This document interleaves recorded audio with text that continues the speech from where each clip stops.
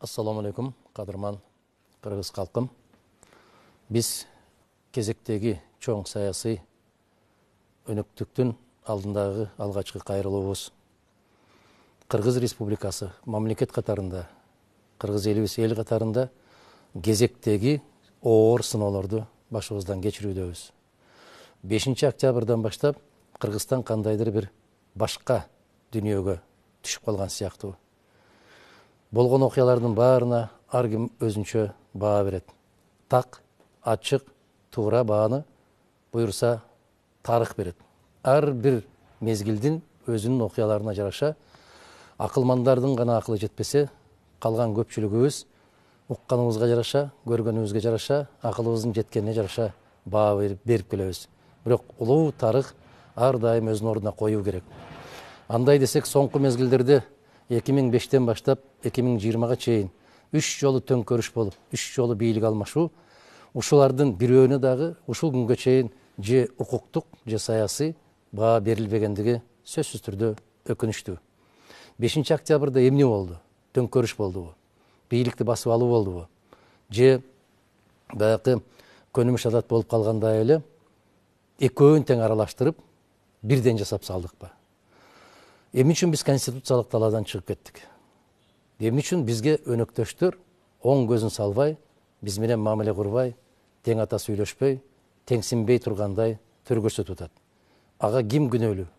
Биз өзүбүз күнөөлүүбүзбү, же өнөктөштөрдүн бизге жасаган кандайдыр бир субъективдүү факторлордон улам мамилесиби? Мен ушуларга жооп бергенди туура көрүп отурам. Өзүмдүн баамымда. Биринчиден, биз конституциялык талаадан чыгып кеттик. Экинчиден, биз өнөктөштөрдүн кандайдыр бир укуктук талаага кирүү жөнүндөгү сунуштарын четке кактык. Баарын өзүм билемдик менен жасап калдык. Конституцияны кээ бир беренелерин, конституциялык мыйзамдардын беренелерин токтотуп коюп, түшүнүү менен, же болбосо мен ушуну каалайм, ушул мага жагат, ушул жол менен барабыз деген өтө жапайы жолго түшүп алдык. Ушунун натыйжасында биз өнөктөштөрдүн бизге болгон сый урматын, кадыр баркын жоготтук. Эми кандай болушубуз керек? Конституцияны четке түртүп коюп, 2010 жылы дагы ушундай окуялар болгон. Бардык мыйзамдардын жүрүшүн токтотуп, биз өзүбүз гана билебиз дегендин кесепетинен 2020 жылдагы алишемдикке жетип келдик. Эсиңиздерде болсо 2010 жылкы декреттерден улам, шашылыш түрдө кабыл алынган конституциядан улам мен өз баамды бердим эле. Бул конституция Кыргызстанды туңгуюкка алып барат деп. Аны тарых далилдеди. Көрсөттү. Натыйжада 16 жылы шашылыш түрдө экинчи жолу кайра кабыл алдык. Ал конституцияны Кыргыз мамлекетин жокко алып баруучу конституция деген бааны бердим эле. Натыйжада мамлекеттигибиздин жоктугун мына кечеки 5-октябрдагы болгон окуялар, андан берки уланып келаткан башаламандыктар далилдеп келатат. Бир да мыйзам иштебейт, мыйзам эмес, конституция да иштебейт. Жогорку кеңешке шайлоолор бир кишинин каалоосу менен токтоду да, кан буугандай буулуп, кайра шайлоо, президенттик шайлоо бүтмөйүнчө жогорку кеңешке шайлоону өткөрбөйбүз деген чечим менен жашап келатабыз. Эгер биз ушундай түшүнүктөр менен жашасак, бизди өнөктөштөр түшүнөбү? Жок. Сыйлайбы? Жок. Биз менен эсептешеби? Жок. Дагы бир жолу жок. Ар кандай өлкө болбосун, кичүү болобу, чоң болобу, мыйзамдын талаасында гана иш алып барган өлкөлөрдүн сый урматына ээ болот. Биз эл менен жүрүп, сүйлөшүп, алардын суроолоруна жооп бергибиз келген. Мен биринчи жолу ушуумду касиеттүү ысык көлүбүздөн баштайбыз деген жакшы оюм бар эле. Бирок тилекке каршы мына ушунчалык жапайычылыктын чегине келдик. Биздин жигиттер Мадумаровдун штабын түзүп аткандар жалынып жалбарып менден суранышты.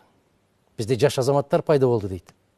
Эгерде кимде ким бир жигиттен башка талапкерлерге чуркаганын көрсөк, барып үйүңөрдү өрттөйбүз деген коркутуулар менен жүрөт дейт. Азамат. Баракелди айланайын. Биз ушуну күттүк беле? Биз ушуну элдик бийлик деп эсептейбизби? Биз ушуну маданияттуу өлкө деп атай алабызбы? Тескерисинче, колдон келген бар нерсебизди дасторконубузга жайып жүргөн касиеттүү кыргыз калкы элек.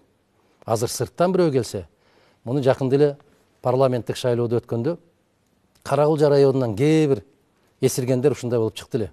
Биздин райондон сыртка бир да добуш чыкпайт деп. Натыйжа эмнеге алып келди, аны көрүп атасыздар. Эми бүтүндөй бир өрөөндү биздин Кыргызстандын көз жашындай болгон берметтүү ысык көлүбүздү мына дал ушундай ураандарды, чакырыктарды таштап койгондук. Бул жапайычылыктын жеткен чеги. Ошондуктан касиеттүү калкым, мен билем, Ысык көл областында дагы, башка областтарда дагы миңдеген адамдар бизди колдойт, биз тарап болушат. Бирок мага сиздердин үйүңүздөр эле эмес, чымчыктын салып койгон уясы да кымбат. Мен чымчыктын уясынын дагы бузулушун да, күйүүсүн да каалабайм. Ошондуктан туура түшүнүү менен мамиле жасап, жолукпасак дагы сиздердин тынчтыгыңыздар, амандыгыңыздар, элибиздин биримдиги ар кандай кызматтан жогору турат, андан бийик турат. Биз кээ бир сабатсыз түркөйлөргө өчөшүп, кийимибизди отко ыргытпайбыз. Аман болсо, жакшылык болсо, Кудай кааласа, биз сиздер менен жолугушуп келгенбиз, жолугушуп турабыз, мындан ары карай да жолугуша беребиз. Урматтуу кыргызстандыктар, соңку мезгилдеки Конституциянын тегерегиндеги болуп аткан ойлордун баарын билип атасыздар, мыйзамсыз. Мен өзүмдүн программама киргизип отурам. Жараткандын буйругу болуп, калдайган калктын колдоосу болуп, биз жеңишке жетишип калсак, 6 октябрдан берки Конституцияга каршы келген мыйзамсыз бардык чечимдердин баарын токтотуп, жокко чыгарабыз. Биз мыйзам талаасына киребиз. Биз менен өнөктөш болгон өлкөлөрдүн кадыр баркына, сыйлоосуна, урматтоосуна ээ болобуз. Мындан чыгуунун жолу барбы? Бар. Ал эмне? Ал мыйзам талаасы. Мына кээ бир учурларда азырда айтышып атат, кээ бир талапкерлерге жолугушууларга мүмкүн болушунча буттоосу менен бирге тескерисинче бир азаматка мугалимдерди дагы, студенттерди дагы, ар бир айыл өкмөттөн аксакалдарын дагы топтоп келип бардык жерге топтоп аткандыгын, кечээки 17-жылкы шайлоодо кандай өтсө, андан 5 беттер күч алгандыгын жер-жердеги биздин кайдыгер эмес азаматтарыбыз кабарларын берип атат. Мен азыр айтам. Бийликке кайрылайын десең, чындыгында бийлик жок. Бирок бийлик бизде отурган азаматтарга кайрылам. Токтогула. Кеч болуп кала электе токтогула. Элдин ишенимин, элдин чыдамын силер элекке салбагыла. Дал ушундай кайрылуу менен Жээнбековке да кайрылган болчумун. 2 октябрда Бишкек шаарынын жеңиш аянтында кайрылганмын. Токтоткула, жакшылык алып барбайт деп. Натыйжада 5 октябрь болуп кетти. Эгерде бир жеке инсандын өзүнүн керт башына жапа чеккен болсо, анда маселе жок эле. Тилекке каршы бүтүндөй Кыргызстандын эли, кыргыз мамлекети, биздин өлкөбүз жабыр тартып, оорукчан инсан катарында кайра тымоолоп ордубуздан тура албай калган өлкө болдук. Башка өлкөлөрдүн берген бааларын угуп атабыз. Бизге жасаган мамилелерин көрүп атабыз. Ошондуктан чыгуунун бирден бир гана жолу бар. Бир гана касиеттүү Кыргызстандын калкы чыгарат. 6 баштуу акылман келсе да чыгара албайт. Ойгонуңуздар, кайдыгер болбоңуздар, туруңуздар. Өлкөбүз бирөө, келечегибиз бир. Биз келечекте кандай өлкөдө жашайбыз? Кандай өлкө болобуз, кандай эл болобуз? Ал ар бирибиздин өзүбүздөн көз каранды. Ошондуктан мен айтып келем, өз бактысы үчүн күрөшкөн эл гана бактылуу болот деп. Өз бактыбыз өзүбүздүн колубузда. Алардын берип аткан 1000 сомунда же 2000 сомунда эмес, алардын берип аткан бир кесе чайында эмес, Кудай буйрса, көптү көргөн, көптөгөн тарых барактарында жок болбогон касиетин кармап келген, намысын бекем сактап келген эл катарында эртеңки болчу шайлоолордо туура чечим кабыл алабыз деген үмүттөмүн.